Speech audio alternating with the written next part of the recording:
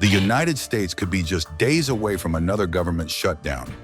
With a January 31st deadline approaching fast, lawmakers in Washington are locked in a political fight that now threatens to shut down key parts of the federal government. At the center of the crisis are fatal shootings in Minneapolis by federal immigration agents.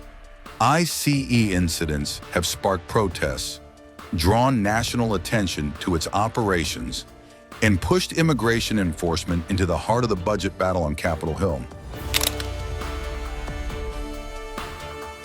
Senate Democrats say they will not support the current Department of Homeland Security funding bill unless changes are made.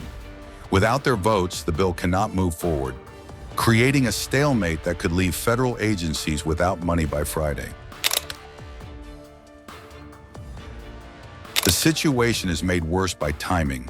The House of Representatives is currently in recess and will not return until February, leaving lawmakers with little time to reach a deal before funding expires.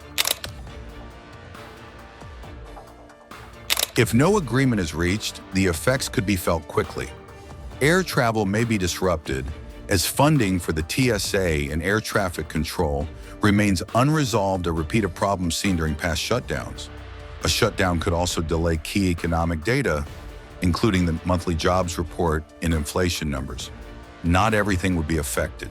Funding for food assistance programs like SNAP and WIC is already secured, and several major agencies would remain open. Democrats argue the shooting demands accountability before approving more funding. Republicans warn that blocking the bill risks shutting down the government and disrupting everyday life. As the deadline approaches, Washington faces a familiar moment of uncertainty. Madam President, this is a very important week in the Senate for many reasons. We will be voting on whether to proceed to the final 6-bill package of appropriations bills sent to us by the House of Representatives.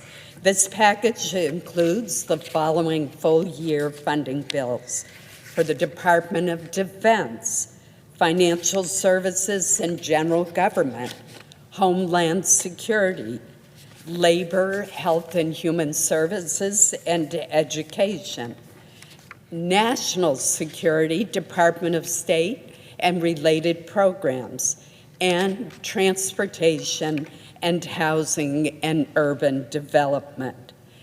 Madam President, as a valued and important member of the Appropriations Committee, you know well that these are fiscally responsible bills that reflect many months of hard work and deliberation from members from both parties and from both sides of the Capitol. They reflect input from nearly every senator. Our subcommittees received more than 31,000 requests from senators for these 6 bills alone. Over the last months, our subcommittees have worked through all of these requests and done a great deal of important work.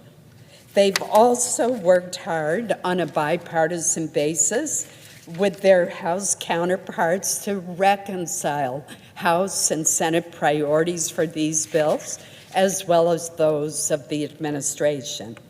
This was not an easy task. In developing the final fiscal year 2026 appropriations bills, the House and Senate committees worked from a top line that is less than what Congress would spend under a continuing resolution. Priorities were realigned, difficult decisions were made. This process resulted in successful bipartisan votes in the House of Representatives to approve these 6 bills. Now, Madam President, it is the Senate's turn to show that we can work together in a bipartisan manner to finish the job.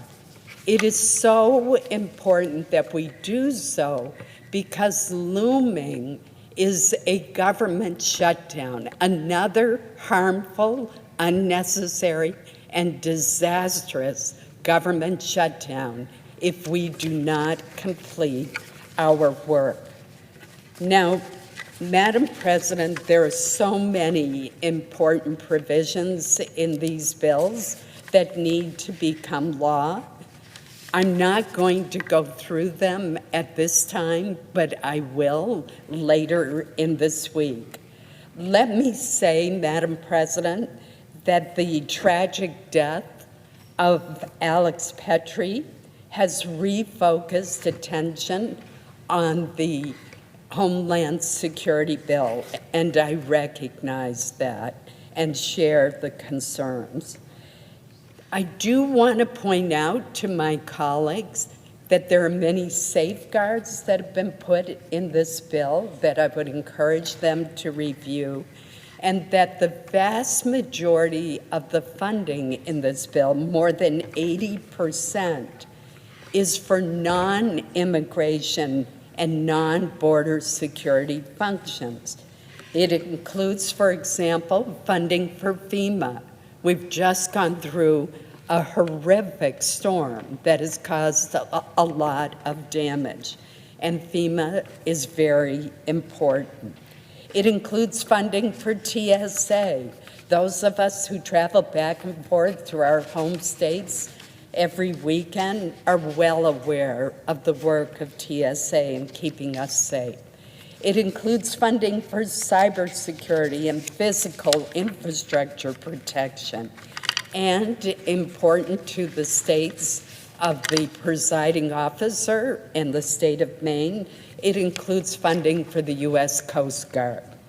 So, Madam President, I know that there will be many more speeches and discussions of all of the bills that are included in this package, but let me just say that I hope we can come together in a constructive way to get this done and to ensure that we do not lurch into a dangerous and detrimental government shutdown. So that is my goal, and I look forward to working with our colleagues this week to accomplish that objective. Thank you, Madam President. As I said, I will have more to say on each of the bills as the week progresses. Thank you.